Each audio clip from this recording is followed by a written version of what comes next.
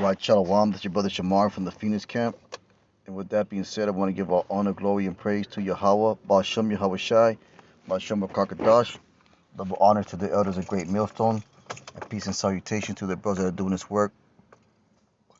And true for sincerity. And to write to lesson, this is James 1 and 2. It says, My brethren, count it all joy when you fall into get the word diverse, various trials, diverse temptations. So that's kind of, if you look at it in a carnal sense, to count it joy when you fall into trial is madness. But in a spiritual sense, it's not. That just told you there's a great separation between the mentality of a spiritual man and the mentality of a carnal man, because a carnal man wouldn't count it joy to fall into trials and temptations, but a spiritual man will. So I'm going to run that back again, saying, My brethren, count it all joy when you fall into diverse temptations. And this is the reason why we should count it all joy. Even though it seems like, well, why am I going to be joyful when I'm catching hell? It is going to tell you why. Salakia, James 1 and 3, it says, knowing this, that the trying, the testing of your faith worketh patience. Let's get that word worketh. Produces patience. So it has an end goal of edification. It has a end result of building you up in the spirit. So now you know why the Lord puts you to, let's get this word again, various trials, temptations. And that's for the sole purpose of building us up in the spirit, man. So that's how you got to look at things. You got to look at everything that you go through as a building up in the spirit. Even your failures, you look at them as a building up in the spirit. When you got to realize that we're going to be tested on all sides here in Babylon, and that's being done by the Most High. The Most High is the one that allows hell to happen to you, and He also allows blessings to happen to you. So we got to look at it like that. And that reminds me of in the Apocrypha, whatever is brought upon thee, take cheerfully. I'm going to go ahead and get that.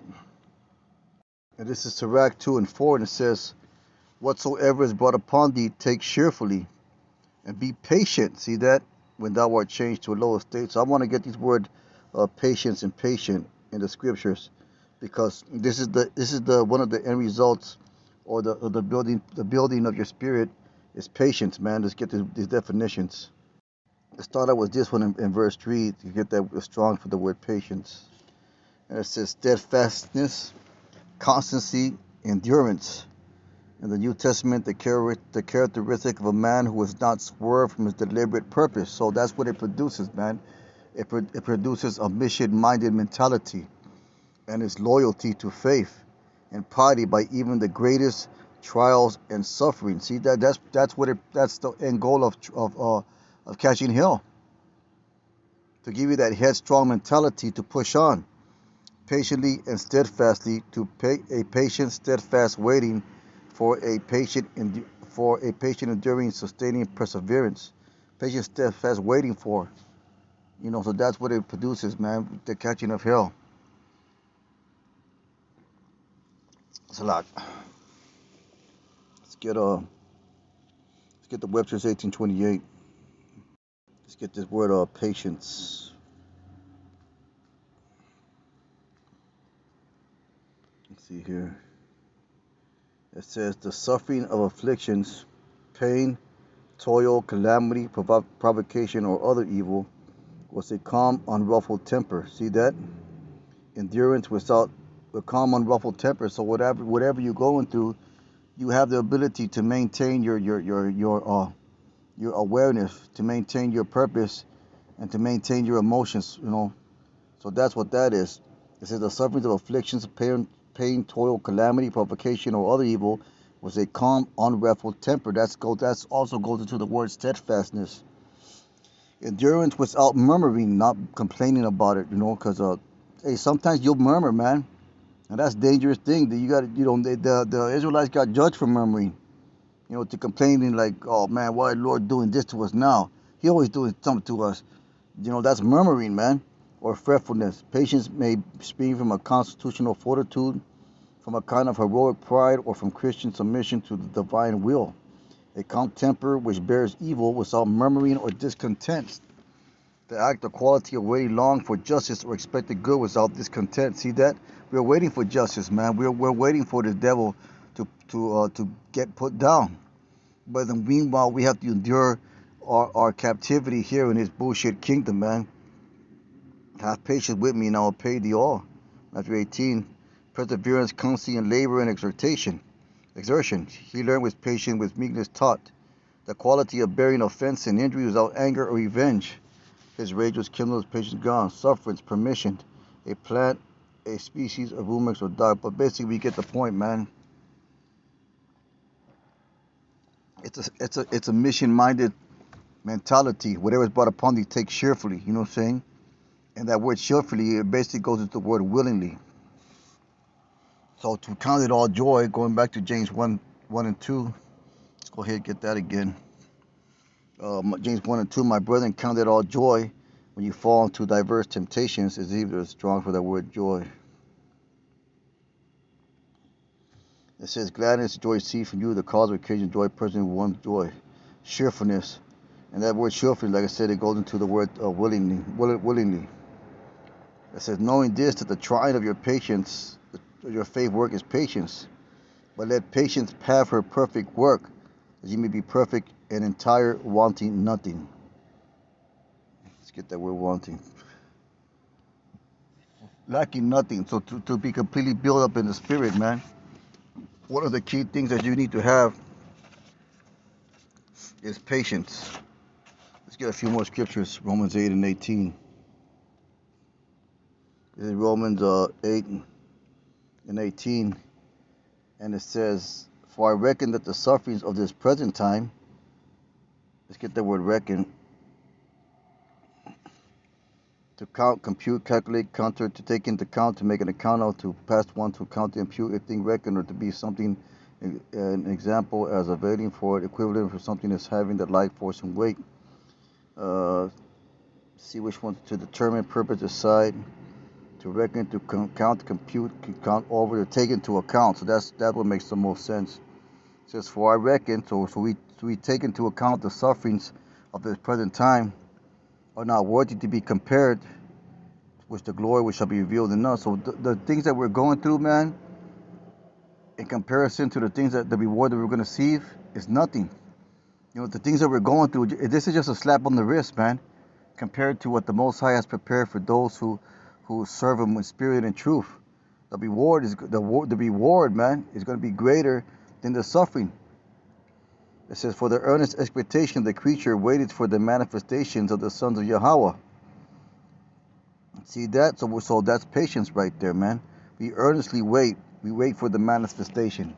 We wait for the kingdom to come. We wait for this devil to be put down. We wait for prophecy to be fulfilled. And in that waiting, it's not always going to be a pleasant thing. Let's get 2 Corinthians 12 and 9. 2 Corinthians 12 and 9, and it says, you see what it says here.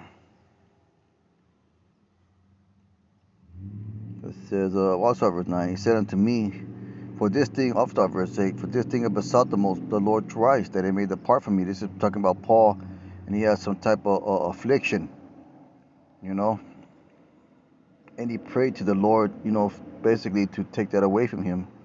And it didn't happen because that wasn't the Lord's will.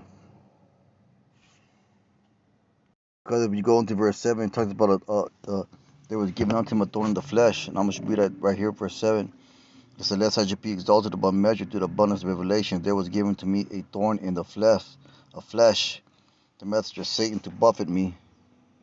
See the word buffet. Shalak, that ain't what I want to get. To beat me, lest I should be exalted above measure. So Paul had a constant affliction upon him. What it is, the scriptures don't really go into detail about it, but there was always something nagging him. There was always something messing with him. There was always something afflicting him. And like I said, exactly what it is, we don't know. And the reason and purpose that the Most High allowed that to happen to him was because the vast majority of knowledge that he had. And that was just to keep him humble. So that shows you right there, the Lord can put afflictions on you. He can put trials upon you to keep you in a humble state, to keep you dependent upon him, so you won't get too full of yourself, so to speak. It says, verse 8, for this thing I besought the Most High thrice, that it might depart from me. So he prayed to the Lord 3 times. Let's get the word thrice. That it might depart from him. So he prayed about it, but it wasn't his will. Just like Yahweh Shai prayed that the cup be taken away from him. It wasn't his will. It wasn't the will of the Heavenly Father. Yahweh Shai didn't go through a pleasant experience. And we're not going to go through a pleasant experience. Paul didn't go through a pleasant experience. So sometimes you just got to eat a shit sandwich, so to speak, for the sake of this truth. Sometimes you just gotta take it, man. You just gotta go through things. And that's how you build up your faith, man. And you pray for the Lord for balance. You pray for the Lord, hey, understand I gotta go through things, but balance me out a little, and he'll do it, man. In verse 9, he said unto me, my grace is sufficient for thee. So basically the prayer that he got answered was, my grace is sufficient. What I've given you is sufficient. That's enough. So you're getting what you need in the spirit, even with the affliction. He said, my grace is sufficient for thee, for my strength is made perfect in weakness. See, a dependability upon the Lord. Because it says that if he didn't have that thorn in his flesh, that he would be exalted above measure, that he would be pretty much, knowledge puffs up type deal, you know what I'm saying? So the Lord had to keep him in a humble state because of the vast knowledge that the Lord gave him directly, man. It says, most gladly, therefore, will I rather glory in my infirmities. So he gloried in his infirmities. Going back to James 1, 2, and 3, he counted it all joy. Counted it all joy.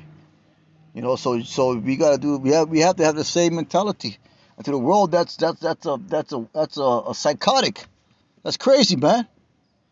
But that's thinking through. This is all through thinking through the spirit.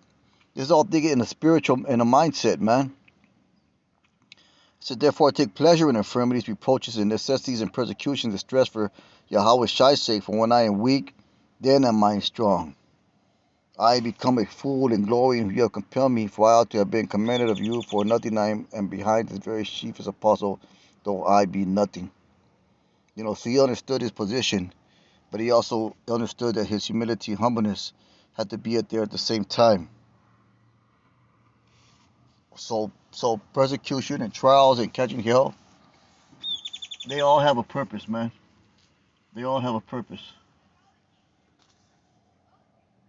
And I'm going to close it out on this. 1 Peter 4 and 13 said, but rejoice inasmuch as ye are partakers of Yahweh Shai's suffering, that when his glory shall be revealed, you may be glad also with exceeding joy. So for going through all the things that we go through, we're going to, the Most High wouldn't be elect. We're going to be counted joint heirs, with Yahweh Shai. It says that when his glory shall be revealed, you may be glad also with exceeding joy. If you be approached for the name of Yahweh Shai, happy are ye, for the spirit of glory in Yahweh rests upon you. On their part he was spoken of, but on your part he is glorified. But let none of you suffer as a murderer or thief, as an evildoer, or busybody in other men's matters. See, so there's a difference. So you can catch up for bullshit that you did, and you can catch up for the truth. For just being against the world. But the point of it is this, man, that you have the spiritual mentality about it. You understand that it's all for the building up of your spirit. So we're going to continue to catch hell, man. It's not going to be any pleasant. It's not going to be any more pleasant. But there's a comfort in knowing that it has a purpose in a spiritual sense, man. And that's what you got to keep your eyes on. With that being said, it's a real quick lesson. Most I wouldn't hope it's edifying. Instead, I want to give all honor, glory, and praise to Yahweh Shem Shai. Call halal Yahweh Shem Shai. Let's keep on pushing. Shalom.